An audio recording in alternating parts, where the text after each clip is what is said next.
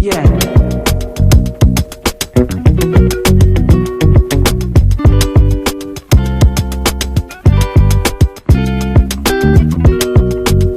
إخواني الرياضيين أخواتي الرياضيات، السلام الله عليكم ورحمة الله تعالى وبركاته. أهلا ومرحبا بكم معنا في لقاء جديد.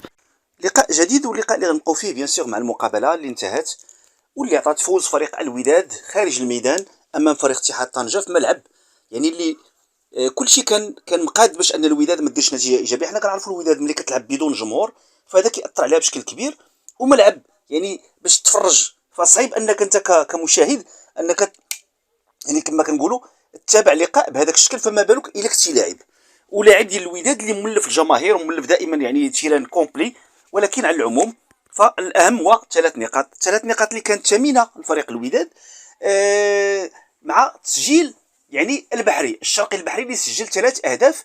ويمكن ان الشرقي البحري اوفى بالوعد ديالو عندما قال بانه يعني سينفجر، والكل يتذكر يعني السطوري اللي كلاح وقال بانه غادي سينفجر لاحقا، فسجل هدف في المقابله السابقه.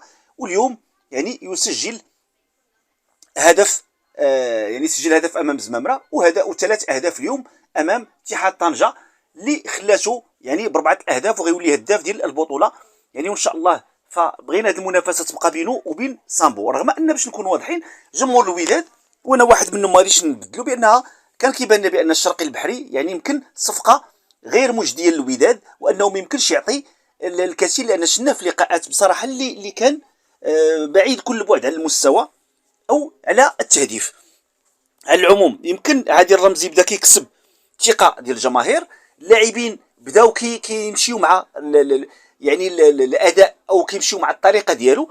لاعب اخر اللي احناش بصراحه لاعب اللي عنده فمستوى كبير ولكن مازال خصو شويه الخدمه وخصو شويه لاغريسيفيتي، لانه كيبان لك لاعب اللي عنده في رجلو فالتمريرات شفنا كيفاش كيمرر، شفنا كيفاش كيقطع الكره، خصو شويه لاغريسيفيتي كما قلنا باش يزيد الامام. سرغات ادى يعني ما ادى بصراحه دار لقاء كبير وانا اعتبره يعني من احسن اللاعبين اللي كان اليوم من نجوم المقابله.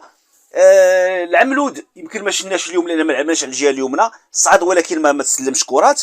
عطيه الله يعني دائما وفي يعني الاداء ديالو، ولكن يؤاخذ عليه الكره اللي خد فيها بطاقه صفراء مع كامل احترامي انه لاعب دولي ويدير ذاك الخطا بحال هكاك. التدخل الاول يعني مشيتي بهذيك الطريقه كلك بلوكور ديالك وخليتي اللاعب انه يتجاوزك ودرتي خطا وخدتي فيه صفراء، مع كامل احترامي انك كنتي يمكن تفاداها. فعلى العموم فريق اتحاد طنجه اللي حاول انه يلعب او لا يقاوم الوداد ولكن ما قدرش باش نكونوا واضحين. فالوداد كان يعني اكثر تنظيم، الوداد عرف كيفاش انه يسجل يعني وينتصر في هذا اللقاء، وهذا هو يعني المطلوب الان هو جمع النقاط. الوداد يعود الى المقدمه وهذا هو الشيء العادي بالنسبه لفريق الوداد يعني فات السنوات كامله. ما نتمناه هو انه يحافظ ان شاء الله على هذه المقدمه ديال ويبقى يجيب نقاط وميم طون كيخدم على ما هو تاكسيكي، ما هو يعني بدني، ما هو يعني اشياء اخرى اللي كتلعب في المقابله، لان المقابلات اليوم ما كيتلعبوش غير يعني كره القدم داخل الميدان وكتلعب بالنهج، ولكن كتلعب اشياء اخرى اللي كتمنى اللاعبين بحال الانذار الورقه الصفراء اللي خاد دراوي. فانا شفت اللقطه من الاول فشفت اللاعب يعني ديال اتحاد طنجه، اللاعب اللي مشى يعني بروفوكا اللاعب السابق للغريم اللي مشى بروفوكا اللاعب حدا الشرطي باش شفتو مزيان اللقطه، فبقى كيبروفوكي حتى ان اللاعب يعني جا باش يمسو، وهادشي اللي كان كيتسنى هو انفو يمسو اللاعب فغيطيح وغيشد وجهو بان اللاعب يعني تصاب.